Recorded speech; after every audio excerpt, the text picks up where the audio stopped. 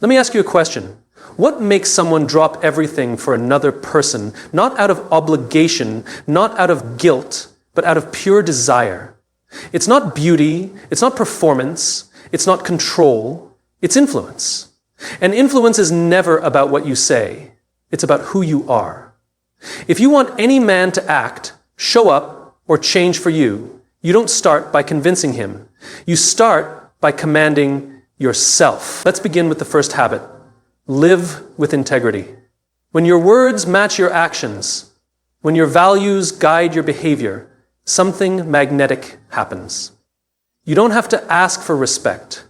You become the kind of person people respect naturally. Influence isn't about asking louder, it's about living clearer. Influence begins with integrity, because integrity is the root of all real connection. You can't lead anyone, inspire anyone, or change anyone if your words and your actions are out of alignment.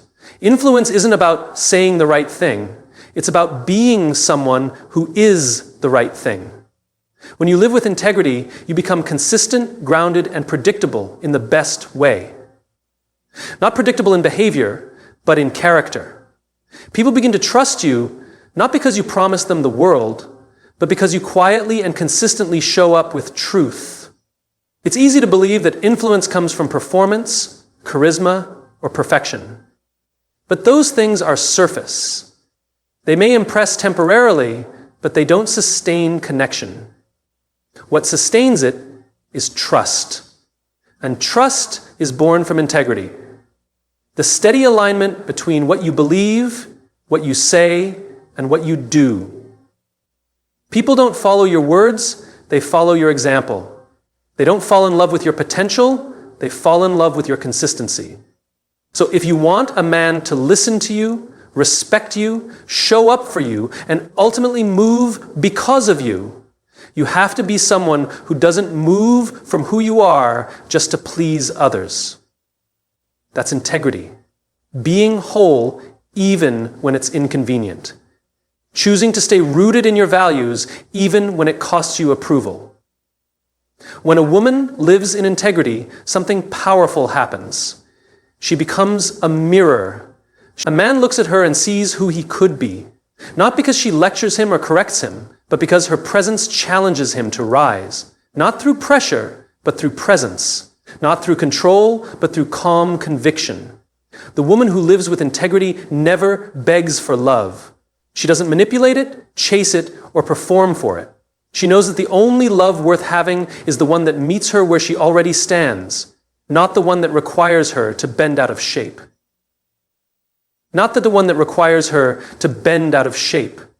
Integrity keeps her honest with herself. She's not afraid to say what she needs. She's not afraid to walk away when she's not honored. And because of that, the people in her life take her seriously. A man may be drawn to your beauty, your energy, or your charm. But what will keep him invested, what will make him act, change, evolve, and protect is your alignment. And when he sees that you are who you say you are, that your boundaries are not threats, but principles, that your love isn't reckless, but intentional, he begins to respect you on a deeper level.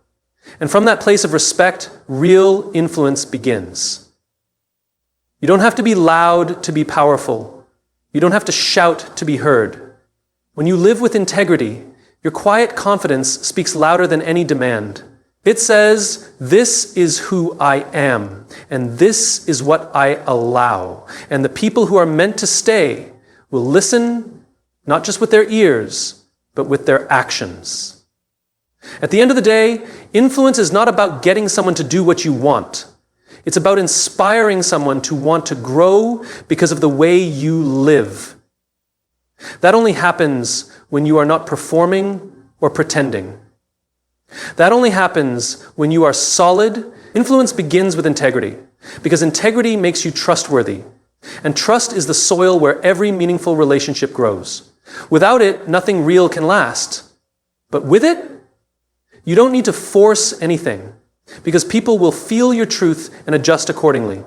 Be the standard, not the seeker. Because the moment you start chasing validation, attention, or affection, you step out of your power. You begin negotiating with your own worth, lowering your standards in hopes that someone else will raise theirs. But that's not how real love works. That's not how respect is built. Respect is not something you beg for, it's something you become.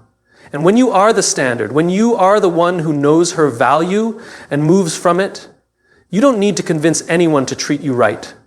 They either meet you there or they lose access. Too often, we think love is about pursuit, that if we want someone, we must prove our loyalty, our patience, our commitment. But what if love wasn't about proving? What if it was about positioning? When you're the standard, you don't perform for connection, you embody it. You become the type of woman whose energy sets the tone. You stop asking, will he pick me? And start asking, does he align with who I already am? Being the standard means you no longer shrink to fit into someone's life. You expand. And if they can't hold it, that's not your failure, it's your filter. You become the kind of woman who isn't afraid to walk away, not because she's cold, but because she's clear. Clarity is a kind of confidence that doesn't need to be loud. It simply is. It shows up in your choices, your boundaries, your silence, your presence. When you stop seeking and start standing, men feel the shift. They feel it in how you speak, how you carry yourself, how you take your time. You no longer react to crumbs of attention. You no longer tolerate inconsistency. You don't wait for someone to call you back into your worth. You live there already. And that presence is magnetic. Being the standard doesn't mean being perfect. It means being consistent with your value. It means you know what you want, you know what you deserve, and you're not afraid to hold out for it. You don't date potential, you date reality. You don't invest in maybe, you invest in momentum. You don't chase energy that confuses you. You step back until it becomes clear. This is not about ego, it's about self-respect. When a woman becomes the standard, she becomes unforgettable. Not because she's hard to get, but because she's hard to replace. She creates a sense of calm in her confidence. A man knows where he stands with her because she knows where she stands with herself. There's no guessing, no games, just truth. And truth is rare. Truth is attractive. Truth makes people want to rise to meet it. You'll know you've become the standard when you no longer feel the need to explain why you have boundaries. When you're more focused on your peace than on someone else's opinion of you. When your time, your energy, your love become things people have to earn, not things you hand out, hoping to be chosen. You are not here to audition for love. You are not here to convince someone to value what they can't see. You are here to be the standard, the kind of woman who inspires effort, not because she demands it, but because she expects it. By the way she lives, by the way she loves, by the way she leads herself. Be the standard, not the seeker. Because the one who seeks often settles, but the one who stands in her worth, she changes the game without ever having to play it. Speak to the vision, not just the moment. Because relationships built only on the urgency of now rarely survive the weight of tomorrow. When you're focused only on the moment, how you feel today, what he did last week, what you want right now, you lose sight of what you're actually trying to build. And the truth is, people don't commit deeply to people, they commit to purpose. They commit to the story they see themselves in. They move when they feel like they're part of something meaningful, something bigger than temporary emotions. That's why the most powerful influence you'll ever have is the ability to speak not just to who someone is, but who they can become, and what the two of you could grow into together. When a man hears a vision from a woman, not a demand, not an ultimatum, but a clear, inspired picture of what life could be with her, something inside him either awakens or reveals its limits. And either way, that's valuable. Because if he can't see beyond the moment, if he only wants the thrill of now without the responsibility of growth, then you know he's not your builder. He's a visitor. But if he leans in, when you speak to the future, when you paint possibilities and purpose, then you've tapped into something deeper than chemistry. You've touched ambition, meaning, and direction. That's the difference between being entertained and being moved. Speaking to the vision means you're not living in reaction mode. You're not just solving problems or chasing emotions. You're leading the relationship with clarity. You know who you are, what you value, and where you're going. And instead of begging someone to meet you halfway, you invite them to join you in a story of becoming, of building something worthwhile. And when you do that, you change the entire dynamic. Too often, women are taught to focus on whether a man is meeting their needs in the moment. Did he call? Did he text back fast enough? Is he making plans for this weekend? But those things, while important, are fragments. They don't tell you who he is long term. They don't tell you what he wants to create. If you only live for the moment, you might miss the fact that some people are great at short-term connection and terrible at long-term vision. So you have to start speaking from the future you're building, not the feelings you're chasing. And this doesn't mean being rigid or controlling. It means being intentional. It means having conversations that sound like, here's how I want my life to feel, or this is the kind of love I believe in, or I'm building something that needs honesty, consistency, and growth. Does that resonate with you? Those are visionary statements. They create alignment. They filter. They invite real investment. Because you're not just asking for behavior, you're inviting purpose. When you speak to the vision, you create something magnetic, not dramatic, not emotional chaos, but a pull. A sense of direction, of intention, of emotional maturity. You're not asking for forever, you're inviting participation in something meaningful. Okay. And a man who is ready, who is truly available and aligned, will be drawn to that, not because you forced him, but because your clarity gave him a reason to step forward. Moments come and go, emotions rise and fall, but vision lasts. Vision guides. Vision gives shape to love. So don't waste your energy trying to control the moment. Use your voice to shape the future. Speak from your values. Speak to the story you want to write. Speak to the vision, and the right person will not only hear it, he'll want to help you build it. Don't just want, witness. And the deepest influence you will ever have in someone's life doesn't come from how badly you want them. It comes from how deeply you see them. Most people have been seen for what they do, not for who they are. They're praised for achievements, punished for mistakes, and categorized by their roles, never truly recognized at their core. But when you witness someone, when you sit with them in full presence, when you hear what they're not saying and feel what they can't articulate, you give them something rare. Emotional oxygen. And in that space, transformation begins. When you stop trying to fix, push, change, or impress, and instead choose to observe with compassion and curiosity, walls begin to come down. People don't open up under pressure. They open up in safety. And safety is created not by control, but by connection. You don't need to always have the right words. You don't need to solve anything. Sometimes the most powerful thing you can offer is silence that listens instead of speaks, eyes that don't judge, and a heart that doesn't rush.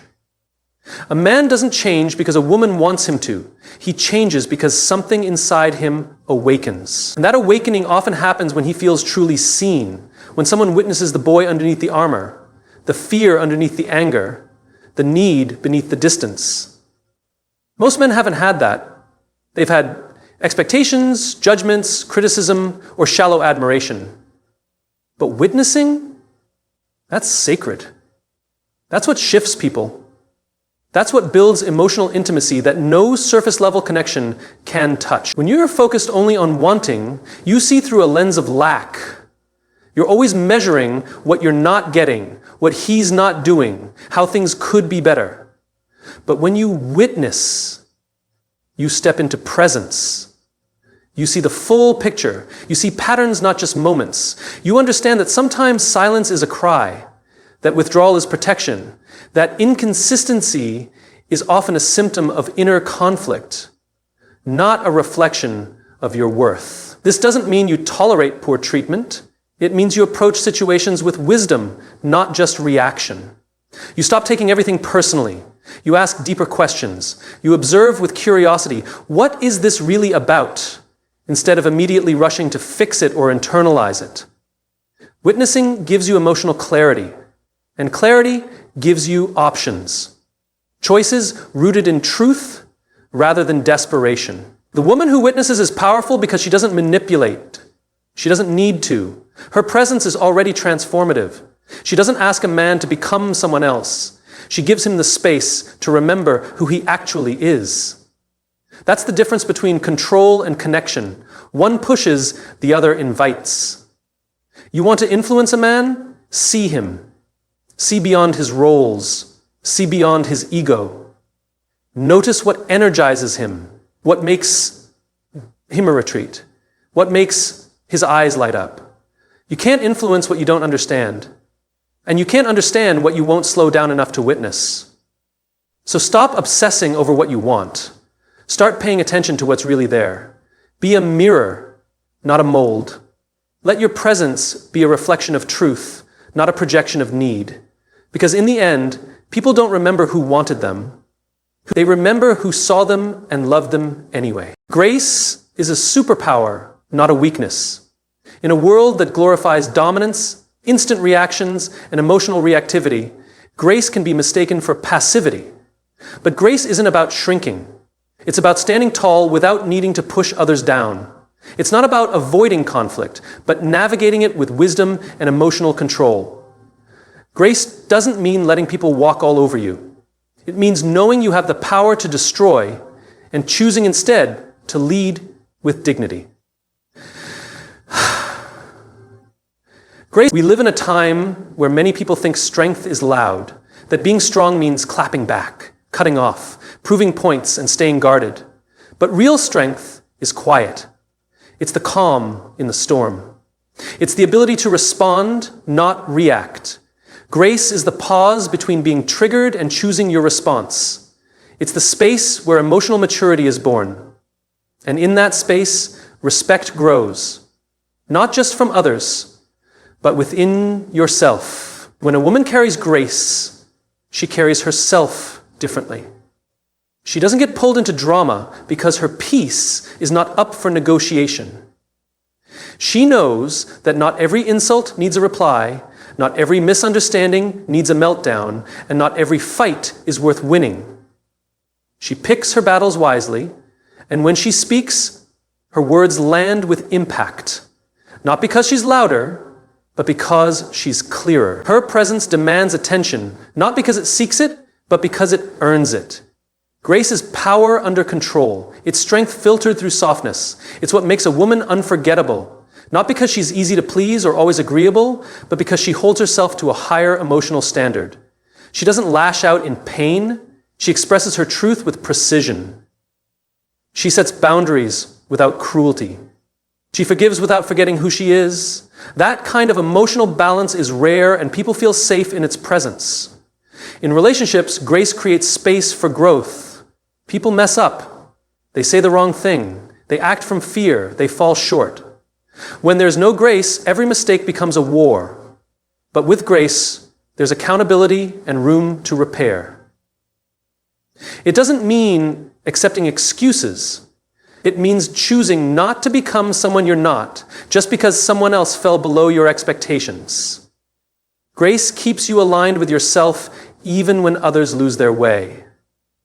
Grace also empowers you to let go without bitterness, to walk away without burning the whole thing down. It allows you to leave situations not because you're angry or hurt, but because you've outgrown what no longer honors your soul. And when you walk with grace, people remember you differently. You don't leave chaos behind, you leave clarity. It's easy to mistake grace for weakness because it's not aggressive. It doesn't shout, it doesn't punish. But that's exactly what makes it powerful. Anyone can react. Anyone can explode. But it takes a centered, self-aware person to pause, breathe, and choose a higher road. That choice is power. That choice is leadership.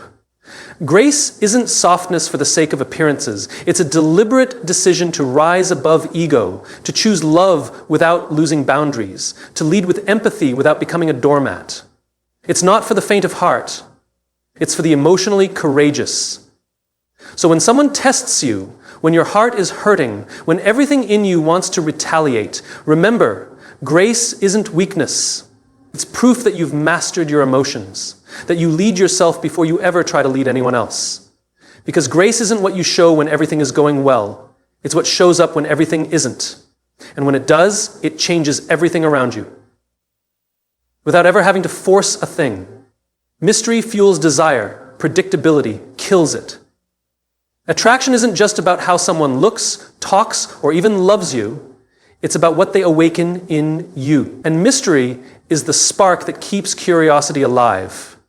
It's not about withholding love or playing games. It's about having layers, depths, and dimensions that aren't immediately available to everyone. Mystery is about emotional self-containment. It's knowing that the most powerful presence isn't the one that gives everything away too soon, but the one that invites someone to lean in, to wonder, to pursue, to earn access. When you become too predictable, too accessible, too emotionally transparent, without discernment, you remove the element of discovery. And what makes connection thrilling is the experience of unfolding it little by little. Mystery doesn't mean you're hiding who you are. It means you're not rushing to be fully understood by someone who hasn't earned the right to truly know you yet. It's protection of energy, not manipulation of attention. Too often, people confuse openness with overexposure. They think vulnerability means telling everything too quickly, explaining every emotion, narrating every thought. But vulnerability without boundaries isn't intimacy. It's anxiety disguised as closeness. True emotional connection requires space. It requires a rhythm of revelation, a sense that there's more to learn, more to understand, more to earn. That's what keeps someone intrigued, not confused, but captivated. Desire thrives in contrast. It needs a dance between familiarity and mystery. Predictability can create safety, yes, but too much of it can become complacency. If every conversation is expected, every reaction is known, and every emotion is laid out immediately, there's no edge, no spark, no reason to wonder.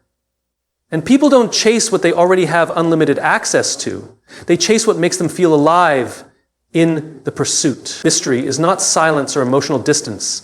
It's the ability to be fully present without being fully explained. It's the confidence to sit with your emotions instead of spilling them out constantly. It's letting someone work a little to understand you rather than handing over your soul in the first few interactions. Not because you're cold, but because you value connection too much to cheapen it with immediacy. When you maintain mystery, you remain powerful. You keep a sense of self that isn't defined by someone else's approval or validation. You remain rooted in your identity even as you allow someone to move closer. You're not withholding affection. You're elevating the value of access. You're saying, if you want to know me, you'll have to stay, grow, and show up consistently. Predictability often stems from fear. The fear of being misunderstood, of losing someone, of not being enough. So we compensate by over-explaining, over-sharing, over-giving. But in doing so, we rob the connection of organic depth. We try to force closeness instead of letting it evolve. Mystery, on the other hand, comes from trust. Trust in yourself.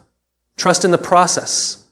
Trust that the right person will pursue, not because you pushed, but because they chose to explore.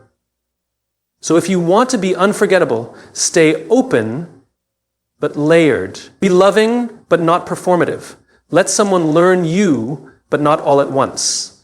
The most magnetic people aren't those who reveal everything. They're the ones who make you feel like knowing them is a journey, not a transaction. Let there always be something left unsaid, not to manipulate, but to invite curiosity. Let your depth unfold like a good story. Slowly, intentionally, meaningfully.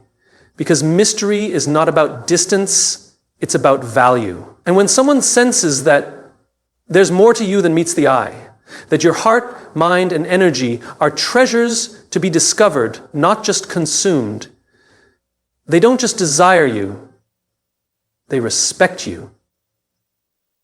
And most men do 7 times better in bed than they do